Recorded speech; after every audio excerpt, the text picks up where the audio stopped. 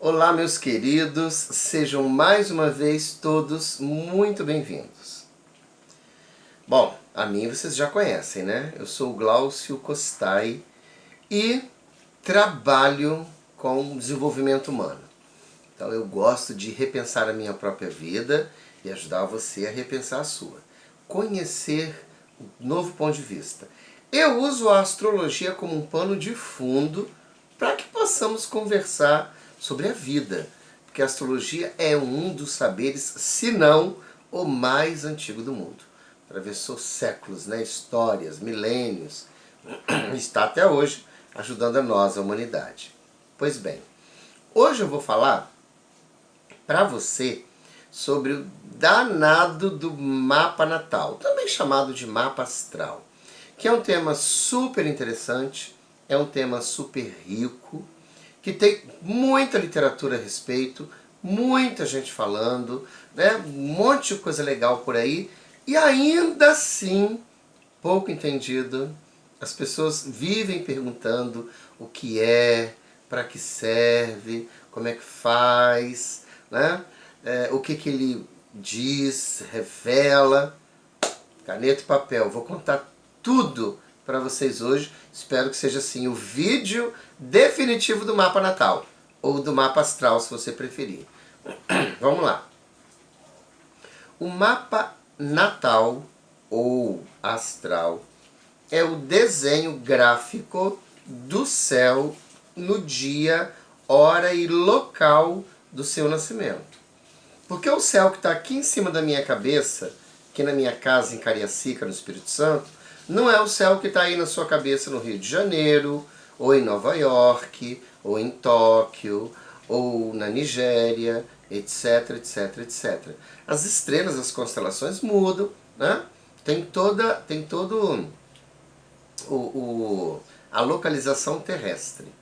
Então ele é esse desenho, onde você nasce, quando você inspira, quando é cortado o cordão umbilical entre você e sua mãe, ou seja, quando você passa a ser um indivíduo, um ser único, e sua primeira inspiração, esse ar atmosférico que enche os nossos pulmões, e que só vai sair, graças a Deus, quando a gente morrer, né? Começar uma nova vida no mundo espiritual e depois uma nova vida aqui na Terra, um tempo depois. Esse ar está carregado com esse astral, com essa energia do mundo, com tudo que está acontecendo no mundo e com as esferas celestes. Então, é a partir daí que você é cosmicamente batizado. É a partir daí que toda essa energia do céu entra em você, no seu corpo, na sua psique e, portanto, na sua vida. Então, isso é o mapa astral, a definição. A astrologia se usa da irmã matemática para fazer seus cálculos, mesmo hoje, sendo tudo feito por computadores maravilhosos, e assim, ó, no estalar de dedos, ainda assim os astrólogos aprendem a calcular o mapa na mão, cálculo matemático. E também usamos das posições muito precisas da nossa outra irmã, astronomia, que lá no início dos tempos, astrologia e astronomia, astrologia e medicina eram uma coisa só. E foi na Idade Média que houve essa divisão entre ciência e astrologia, que foi considerado misticismo, espiritualidade ou o nome que quiserem. Mas na verdade continua uma grande ciência, não do ponto de vista da nossa ciência maravilhosa e tradicional, mas do ponto de vista da psicologia, da filosofia, das ciências da alma, né? Das ciências do espírito.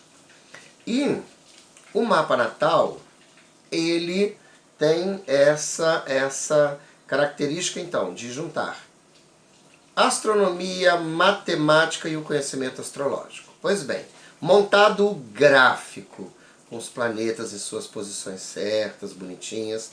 Aí, como que é aquele desenho? Bom, você vai ver, eu estou sem um desenho aqui agora, acabei esquecendo, estava tão animado de gravar o vídeo para vocês que acabei esquecendo de trazer um mapa, mas vocês veem na internet. Sempre do lado esquerdo do mapa, de qualquer mapa natal aqui do Ocidente, esférico, está o ascendente. E aí depois tem 12 compartimentos, que nós chamamos de 12 casas. Porque os signos, eles estão no céu, simbolicamente. Os signos não são fixos, né? O cinturão zodiacal é simbólico, é composto por signos que não são constelações. Constelações são uma coisa, muito usadas na astrologia védica, na astrologia hindu, oriental, que é a astrologia sideralista, que leva em consideração as constelações. E signos são pedaços simbólicos do céu que nem sempre bate com as constelações. Ok? Ficou claro isso? E os signos estão no céu junto com os planetas. O Sol está lá. Sabemos que o Sol é uma estrela de quinta grandeza pela astronomia. Em astrologia, carinhosamente, damos ao Sol e à Lua, que é o satélite da Terra, o nome de planetas. Mas sabemos, obviamente, que não são planetas. Mas o Sol e a Lua estão lá no céu, Marte e Vênus também, né? Júpiter e Saturno também, Mercúrio. Então, é a representação celeste. O ascendente marca o início da representação terrestre. Então, as casas é os locais onde esses planetas serão projetados e aonde eles darão seus efeitos. Ok? Entendido até então? Então, quando você olha para um mapa, você vê o desenho dos planetas no centro, das casas em volta. E dentro há umas linhas que costumam ser azul, que são chamadas as linhas positivas, e vermelhas, que são as linhas de tensão. Bom, isso nós chamamos de aspectos, ou seja, conversa entre planetas, né? Como eu estou aqui conversando com vocês. Então a nossa conversa aqui é amistosa, eu estou aqui querendo passar essa mensagem, né? Te explicar bem, né? Tintim por tintim, o que é um mapa astral, um mapa natal. E você está aí me ouvindo amorosamente, anotando alguma coisa. Então a nossa conversa tem um tom da minha camisa azul, né? São as linhas azuis. É quando um planeta conversa bem com o outro. Os dois se entendem, os dois falam a mesma língua e por isso se ajudam. O oposto também é verdadeiro. E parece o pessoal lá da política, né? Que um puxa para um lado com seus interesses, outro puxa por outro, ou o pessoal da religião também, né? Que elas nunca combinam entre si, cada uma, né? Puxa pelos seus próprios interesses. Então, quando temos as linhas vermelhas, os planetas estão brigando entre si. A conversa deles não é muito amistosa, sabe? Eles querem cada um impor a sua vontade e isso vai refletir aqui na nossa vida, eu vou explicar já já. Bom, então você já entende graficamente o que é o mapa natal. Quase um astrólogo você, hein? Que bom! A segunda coisa que nós vemos em um mapa é a personalidade. Quem é este ser único? Quem é este ser que acabou de nascer? Como ele vai pensar? Como ele vai sentir? De quem ele vai gostar? Ou quem ele terá aversão? Né? Como ele se manifesta. Então aí nós podemos ler simbolicamente os planetas voltados para o tema da personalidade. Ok? Então, é assim, personalidade. Você vai olhar primeiro o ascendente. Aqui no Ocidente, nós fomos criados, educados e ainda somos alimentados, né, pela astrologia ocidental a acreditar que o Sol representa o que é mais importante no mapa natal. Né? Então, eu que nasci em maio, final de maio, tenho Sol em Gêmeos. Então, quando alguém me pergunta qual é o seu signo, aí eu respondo, eu sou geminiano. Você que nasceu no final de março tem o seu Sol em Áries. Aí se perguntar para você, qual é o seu signo? Aí você fala, eu sou ariano. Isso é meia verdade, tá? Eu sei que estou falando aqui do Ocidente para ocidentais, então as pessoas têm muita dificuldade de entender isso. Mas nos primórdios da astrologia, na astrologia real, na astrologia antiga, hoje em dia chamada de clássica também, o ascendente é mais importante. Eu vou te explicar por quê e você é inteligente vai entender. O ascendente marca o nascimento. Quando você estava na barriga da sua mãe, você não tinha nascido. Você só existia a partir da sua mãe. Então você não era indivíduo, você não era único. Você não podia estudar o que você estudou, você não podia, né, ter prazer sexual como você tem, ou prazer dos 5 sentidos, né? Admirar uma tela bonita, ou uma pessoa bonita, né? O paladar com um bom vinho, ou sei lá, um mousse de maracujá. Você não tinha nada disso. Você era um ser vivo, importante na barriga da sua mãe, pertencente à sua mãe. Quando você nasce, você se individualiza, quando corta o cordão umbilical. E isso aí faz toda a diferença. Então, é essa individualidade que o ascendente dá. Porque o ascendente nos dá o corpo, ele representa o corpo físico e a imagem que nós temos na sociedade, como nós passamos. Isso aqui que vocês estão vendo, essas minhas ideias organizadas, eu explicando detalhadamente para vocês, é virgem. Eu tenho ascendente em virgem. Então, virgem, inclusive a minha estatura, que não é tão alta, né? a minha capacidade de ser um pouquinho mais corpulento, isso é de um ascendente virgem. Assim, muito sinteticamente falando. Claro que depois disso tem milhões de outras coisas, e se você tiver planetas importantes no ascendente, isso vai mudar. Mas, só para você entender. Então, na verdade, o seu ascendente é você, muito mais do que o Sol. Sol é um projeto de vida, é a sua personalidade, claro, mas assim, o seu corpo, o que te individualiza é o ascendente. Então eu, por exemplo, começo minha leitura da personalidade da pessoa pelo ascendente. Depois, nós vamos para a Lua. É o segundo componente da personalidade. Porque a Lua, além de ser muito dos seus aspectos mentais também, inclusive a astrologia oriental mostra muito isso, a Lua para a astrologia védica é a mente. Ela também são as suas emoções. Então, e as emoções movem a mente move as emoções, por isso uma coisa ligada à outra. Então a Lua tem um significado bem misto aí, um pouquinho do mental, dividindo ali com Mercúrio, e muito do emocional. Então, a Lua vai determinar como você sente a vida, qualquer coisa na vida, aquela surpresa maravilhosa que você teve, ou aquele pavor, aquele medo, isso tudo está relacionado à Lua. Uma pessoa que nasce com a Lua em Áries, que é um signo de rapidez, né? Liderança, rapidez, e as coisas não podem ficar para amanhã, ela é uma pessoa que emocionalmente ela sente algo e ela precisa resolver logo. Se ela tiver que falar com você, vai falar agora. Senão ela não dorme, senão ela não come, senão ela não tem paz de espírito. Sabe? Ela precisa ser rápida. O sentimento dela é de urgência. E ela leva todo esse sentimento para a vida, do berço ao túmulo. O oposto disso é uma pessoa com Lua em Capricórnio, que ao contrário precisa elaborar. Ela sente, não demonstra o que sente, ela está magoada e você nem imagina, ela está feliz e pode ocultar isso, ela não demonstra, não vai abrindo assim sua vida, ela acha que demonstrações de afeto é uma coisa meio demodê, sabe, do baixo astral, e ela precisa elaborar. Aí depois que passou um tempo, que ela elaborou o tema, aí sim, aí ela vai conversar com você, ela vai decidir alguma coisa. Então são pessoas completamente, diametralmente diferentes, com emoções diferentes. Aí você entende as pessoas muito de como elas são, de como elas reagem através da Lua. E depois o Sol é a personalidade, aí voltamos à história lá do Sol em Áries.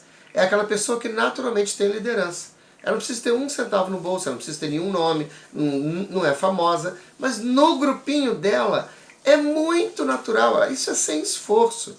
Ela lidera e as pessoas seguem. Tem isso. Claro que se, né, outros arranjos do mapa mostrarem o contrário, ela continua com esse desejo, ela continua tendo o Sol em Áries, isso não muda, mas ela pode se frustrar muito por outros fatores. Ou as pessoas podem não aceitar a liderança dela, e aí ela se irritar, etc, etc. Mas ainda assim, a liderança está ali. Aí você pega um Sol em Câncer. Essa personalidade é cuidadora. Ela pode ser mecânica como profissão. Ela não precisa ser psicóloga ou enfermeira para cuidar de alguém. Não. Ela pode ser mecânica. Sei lá, ela pode ser o que ela quiser, né? Outra profissão assim, matemática. Mas quando o assunto é o outro, qualquer outro que esteja próximo dela, um filho que ela ama, um professor que ela respeita, sabe, o cônjuge, um amigo muito íntimo, esse outro é do coração dela. Ela cuida desse outro, mesmo à distância. Ela manda mensagem, ela quer saber como é que tá, ela indica alguma coisa. Isso é Sol em Câncer, sabe? Mesmo que ela tenha que ser durona no trabalho, líder, né? Fazer alguma coisa, ela não perde nunca essa essência. Então esse composto ascendente Lua-Sol vai te dar exatamente quem é a pessoa que está à sua frente, a personalidade. Aí depois disso, outra função do mapa natal ou do mapa astral, se você preferir, é o destino. Descrever o seu destino. Quanto você vai ter de dinheiro? Se você vai ser pobre a vida inteira, se você vai ser rico a vida inteira, se você começa pobre e termina rico, se você começa rico e termina pobre, todas as possibilidades financeiras. Se você vai ter 1 milhão de amigos igual o Roberto Carlos, ou se você vai ter 2 que valham a pena, né? Se você vai casar, se você vai casar 1, 2, 3 vezes, se você não vai casar, como é a personalidade da sua mãe, a sua relação com ela, como é a personalidade do seu pai, sua relação com ele, se seus pais vão morrer cedo, se vão te acompanhar até a idade mediana, né? se vão morrer com você já em idade avançada, sua saúde, se é forte, quais são os órgãos delicados, qual é o melhor tratamento, etc, etc, etc. Então ele vai mostrar o seu destino, aquilo que foi destinado a você, ou aquilo que você escolheu para nascer, porque depois que nasceu, tem mais jeito. Aí vou responder uma pergunta sempre recorrente. Mas a gente não pode mudar? Mas assim, isso é assim e pronto? Olha, em primeiro lugar, vou te desiludir. É assim e pronto. Também quero botar um ponto aqui. Mas também quero dizer que pode mudar sim. Mas não é simples, não é fácil, não é da noite para o dia. Então vou dar um exemplo. Uma pessoa que tem uma lua em Escorpião, uma pessoa de uma intensidade emocional gigantesca. E não é uma pessoa assim que gosta de todo mundo. Ela tem muito determinado de quem ela gosta e de quem ela não gosta. E uma vez que ela gosta de alguém, ela morre gostando. Ela pode não estar mais com a pessoa, ela pode ter tocado a vida, enfim. Mas ela morre gostando de quem ela elegeu para gostar. É uma intensidade que você que não tem lua Escorpião, não tem ideia do que seja.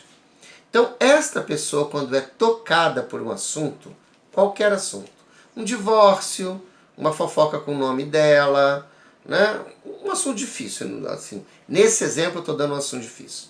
Qualquer assunto difícil, a morte do pai dela, quando ela é tocada, ela precisa se retirar de cena.